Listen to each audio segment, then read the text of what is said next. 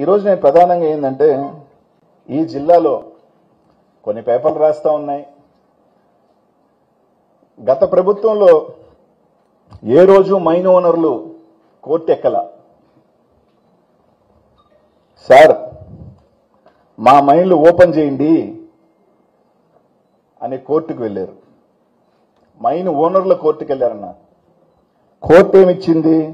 జనవరిలో కోర్టుకు వెళ్తే ఫిబ్రవరి 10వ తేదీ కల్లా మీరు యాక్షన్ తీసుకొని ఏమన్నా ఉంటే ఓపెన్ చేయండి అంటే అదిగో ఇదిగో అన్నారు. లాస్ట్కి మైన్ ఓనర్లు కంటెంప్ట్కి వెళ్ళారు. మైన్ ఓనర్లు కంటెంప్ట్కి వెళ్ళారు. వైసీపీ ప్రభుత్వంలో కంటెంప్ట్కి వెళ్ళా. వైసీపీ ప్రభుత్వంలో మైన్ ఓనర్లు నిజంగా మేము దోపిడీలు చేసుకుంటే, మేము అక్రమాలు చేసుకుంటే మైన్ ఓనర్లు ఎక్కడా పోలా. ఫెమి అంటే ఒక మినరల్ ఇది association, federation of mineral industry, FEMI ఇండియాకి సంబంధించిన వాళ్ళు ఒక లెటర్ రాశారు. వేలాది మంది జీవితం కోల్పోతున్నారు, మైన్లు ఓపెన్ చేయలేకుండా మేము డెడ్ రెంట్ కట్టుకోవాల్సి వస్తుంది, మేము బాడుగలు కట్టుకోవాల్సి వస్తున్నాం, దయచేసి ఓపెన్ చేయమని చెప్పి ఫెమి ఒక లెటర్ రాసింది. మైనింగ్ సెక్రటరీ కాంతారావు గారిని కలిశారు. ఇది కాకుండా ట్విట్టర్లో ఈ రాష్ట్ర ముఖ్యమంత్రిని ట్యాగ్ చేస్తూ రాసిన వార్తలు ఇవన్నీ కూడా ట్విట్టర్లో. ఈ రోజు మీరు పర్మిట్లు ఇవ్వటం లేకపోవటం వల్ల ఎంత నష్టం వచ్చింది, ఏ విధంగా మీరు మైనింగ్ సెక్టర్ని ఇబ్బంది పెట్టి ఎంతో మంది జీవితాలు నష్టమైపోతున్నాయి అని చెప్పి ఈరోజు మీరు అవన్నీ కూడా ఫెమి రాసిన లెటర్లు అవన్నీ ట్వీట్స్ ఇవన్నీ మీరు చూడండి అన్న. ఏది కూడా అనిల్ కుమార్ యాదవ్ ఒకరి మీద బురద జల్లే కార్యక్రమము, ఏడకొచ్చి ఇంకొకరి మీద బురద జల్లే కార్యక్రమము నేను చేయట్లా. ఇది అన్నీ కూడా రికార్డెడ్ ఎవిడెన్సెస్. ఇవన్నీ కూడా ఇదే కాకుండా మందాకృష్ణ గారు సంబంధించిన ఒక మాదిగ రిజర్వేషన్ పోరాట సమితి వాళ్ళు నెల రోజుల క్రితం కాంతారావు గారిని అంటే మైనింగ్ సెక్రటరీని కలిసి వాళ్ళు, సార్ మా సామాజిక వర్గం డైలీ లేబర్లుగా టిప్పర్ డ్రైవర్లుగా వాళ్ళందరూ జీవనాధారాలు బతుకుతున్నారు, ఈ రోజు ఆ మైన్ల మీద నెల జీతాలతో బతుకున్న వాళ్ళందరికీ మా పనులు లేవంటూ వాళ్ళు టెంపోలు వేసుకొని పోయి పామూరుకి వెళ్లి కంప్లైంట్ చేశారు. ఇదిగోండి అన్న, ఇదేం అనిల్ కుమార్ యాదవ్ కంప్లైంట్ చేయించలా.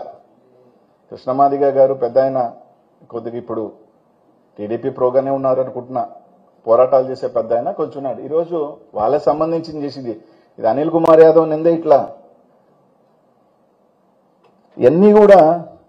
ఇవన్నీ చూసిన తర్వాత ఏంట్రా ఈ ముఖ్య కారణం, దీని వెనకాల ఎవరు బడా నాడు నడుస్తున్నారు అంటే ఒకసారి ఫోటో, నాకేం ఎవరి మీద వ్యక్తిగతం లేదబ్బా, ఉన్న ఫ్యాక్ట్స్ ఏదైనా కానీ ఫోటో ఫోటో పెట్టమ్మా పైన. సార్ నెల్లూరు ఎంపీ గారు వేమిరెడ్డి ప్రభాకర్ రెడ్డి గారు పెద్దలు, మా జిల్లా అంతా కూడా ఆయన్ని దానకర్ణులు రకరకాలు అంటుంటారు అనుకోండి, ఆయన పెద్దల్ని కలిశారు మైనింగ్ వాళ్ళందరూ. నాకు తెలిసి సెప్టెంబర్లోనో అక్టోబర్లోనో కలిసినట్టున్నారు దాదాపు వీళ్ళందరూ మైనింగ్ వాళ్ళు. నాకు తెలిసి మైనింగ్ వాళ్ళు కలిసి సార్ మా ఓపెన్ చేయండి మేము ఇబ్బంది పడుతున్నాం అని రకరకాలు అడిగినప్పుడు ఆయన చెప్పిన మాటలు, ఈ కొంతమంది మైన్ వాళ్ళు నాకు చెప్పిన మాటలబ్బా, నాకు తెలుసు మైనింగ్ కష్టాలు, నాకు తెలుసు మైనింగ్ ఇబ్బందులేంటో, నాకు అసలు సంబంధమే లేదు దీంట్లో, ఈ రకరకాల పేపర్లో వస్తున్న వార్తలకి ఎలా వస్తున్నాయో నాకు తెలీదు, కొంతమంది నా ప్రత్యర్థులు రాయిస్తున్నట్టున్నారు నా మీద వరవలేక, ఇప్పుడే నేను మంత్రి గారికి ఫోన్ చేసి చెప్తాను మీ ఓపెన్ చేయమని చెప్పి, కాబట్టి మీకు ఎటువంటి ఇది లేదు, కాబట్టి మీరు ధైర్యంగా వెళ్ళండి మిమ్మల్ని అండగా ఉంటాను అని చెప్పాడు ఆయన ఎంపీ గారు. ప్రజాప్రతినిధి గెలిచిన ఎంపీ గారు ఇది చెప్పారన్నది నేను విన్నా, నాకు తెలిసిన ఇన్ఫర్మేషన్. సరే కలిశారు, ఆయన చెప్పారు, పాపం వీళ్ళందరూ కూడా మంత్రి గారిని కలిశారు. ఓపెన్ అయిందో లేదో నాకు తెలియదు, నెల్లూరు అందరూ మళ్ళీ ఎందుకు రోడ్డు ఎక్కుతున్నారో నాకు తెలియదు. ఇక్కడ నుంచి డీడీ ఆఫీస్ కూడా వెళ్ళారు. ఇదంతా అయిన తర్వాత కంపెనీది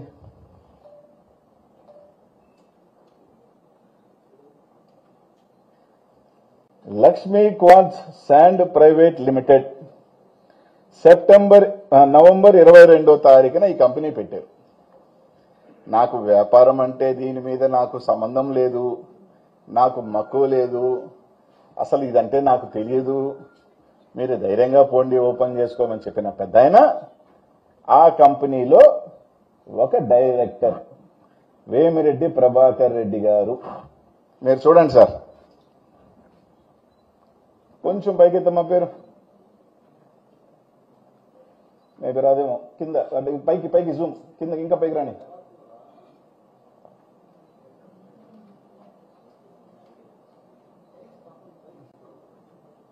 సర్లే అది కూడా చూసుకోండి. కింద వేమిరెడ్డి ప్రభాకర్ రెడ్డి గారు.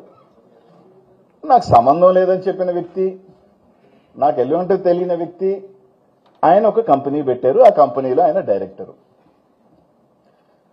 ఇక్కడితో ఆగింది అనుకోవట్లా.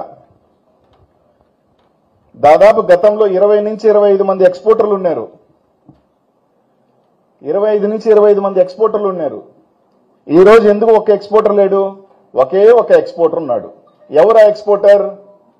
Lakshmi quartz private limited.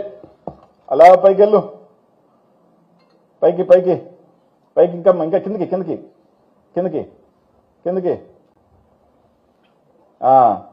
మీరు చూడండి అబ్బా, ఒకే ఒక కంపెనీ ఎక్స్పోర్ట్ చేసింది,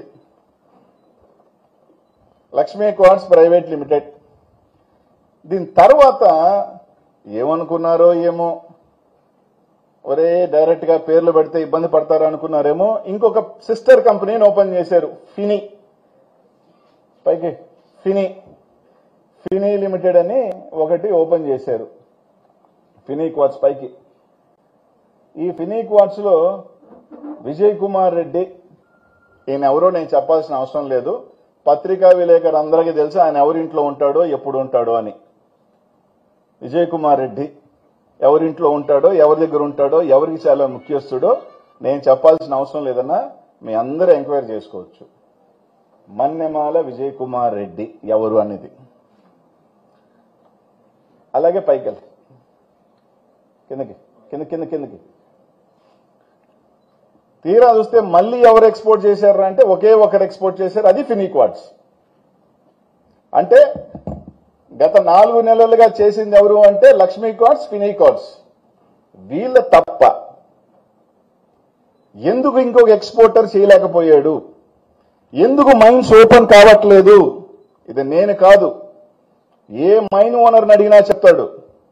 నాకు తప్ప, మాకు తప్ప మీరు ఎవరికి ఎక్స్పోర్ట్ చేసేదానికి లేదు.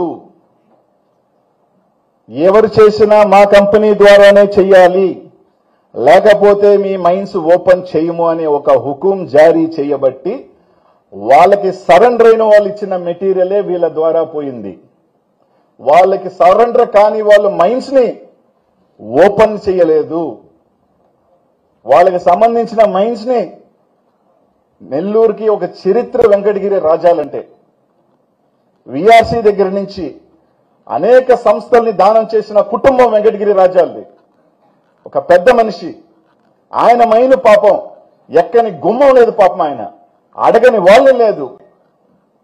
మైను ఓపెన్ చేయండి, లేక వల్ల చాలా మంది ఇబ్బందులు పడతా ఉన్నారు. మేము కావాలంటే 10 నెలలు కాబట్టి 2 సంవత్సరాలు కాబట్టి ఖాళీగా ఉండగలుగుతాం, కానీ మా మైన్ మీద బతికే కూలీలు, పని వాళ్ళు ఇబ్బంది పడుతున్నారని అడగని ఇది లేదు పాపం. వెంకటగిరి రాజాలకు సంబంధించిన ఇదే మీరు ఇచ్చే గౌరవం. సరే, ఆయన ఎవరిని కలిసినప్పుడు ఏం జరిగింది అవన్నీ నేను మాట్లాడదలుచుకోవట్లేదు, ఎందుకంటే పర్సనల్స్. ఎందుకంటే ఒకరి మీద వేగ్గా కాగితం లేకుండా నేనేది మాట్లాడదలుచుకోలేదు. ఇక్కడ ఏది మాట్లాడినా ప్రతిదీ కాగితం చూపించి మాట్లాడుతా ఉన్నా. ఎందుకు 20-30 ఎక్స్పోర్టర్లు ఉన్న వాళ్ళు ఈ రోజు కేవలం 2కే పరిమితం అయ్యారు, అది కూడా అధికార పార్టీకి సంబంధించిన ఎంపీకి సంబంధించిన వాళ్ళు. ఇది కాదా వాస్తవం? కోర్టుకు వెళ్లాల్సిన అవసరం ఏమొచ్చింది? రోడ్డులు తిరగాల్సిన అవసరం ఏమొచ్చింది? గతంలో అనిల్ కుమార్ యాదవ్ మీద చేశాడు అంటాడు. ఏ ఒక్క మైన్ ఓనర్ దగ్గర కన్నా వెళ్ళి అనిల్ కుమార్ యాదవ్ వల్ల మీరు ఇబ్బంది పడ్డారా, అనిల్ కుమార్ యాదవ్ మిమ్మల్ని ఇబ్బంది పెట్టాడా అని ఒక్క మైన్ ఓనర్ని చెప్పమనండి. ఇది జరుగుతున్నదల్లా నగ్న సత్యం కాదా అని అడుగుతా ఉన్నానన్నా. ఇన్ని మాట్లాడుతున్నారు మీరు. ఒక పక్క కేసు కట్టి మీరు సత్య హరిశ్చంద్రరావు మాట్లాడుతున్న మీరు ఇంకా కూడా చాలా ఉంది, ఇక్కడ తాగలేదు. ఇది మీరు అందరూ చూస్తున్నారు. సరే, దీంట్లో మైన్ ఓనర్ని బెదిరించడం, భయపెట్టడం, మాకు ఈకపోతే ఓపెన్ చేయమని చెప్పటం, వాళ్ళ పాపం 10 నెలల నుంచి ఇబ్బంది పెట్టడం, వాళ్ళ మీద బతికే వేలాదిక మంది కూలి వాళ్ళు, లేబర్లు ఉసురు తగలుతుంది. ఆయనకి 5,000 కోట్లుందా, 10,000 కోట్లుందా, 3,000 కోట్లుందా నాకు తెలియదు. కానీ ఒకటి మాత్రం చెప్పగలుగుతున్నా, దీని ద్వారా నీకు ఎంత వస్తుందో నాకు తెలియదు. కానన్నా ఒకటి మాత్రం గుర్తుపెట్టుకోండి, ఇన్ని నెలలుగా పనులు లేక అల్లాడిపోతున్న పేదవాడి ఉసురు మాత్రం తప్పకుండా అది మీకు మంచిది కాదు. దయచేసి మీరు కక్ష తీర్చుకుంటుంది ఆ మైన్ ఓనర్ల మీద కాదు, ఆ మైన్ మీద బతుకుతున్న కూలి వాళ్ళ మీద, లేబర్ మీద, కార్మికుల మీద మాత్రం గుర్తుపెట్టుకోమని మాత్రం తెలియజేస్తున్నా. ఓపెన్ చేస్తారా, ఓపెన్ చేయరా అనేది తర్వాత ఇది. కానీ ఎక్స్పోజ్ చేయాల్సిన బాధ్యత మా మీద. రకరకాలు చెప్పినప్పుడు మీరు ఈ విధంగా దౌర్జన్యాలు చేస్తా ఉన్నప్పుడు ఇక్కడితో పోలేదన్నా, ఇంకా ఉంది.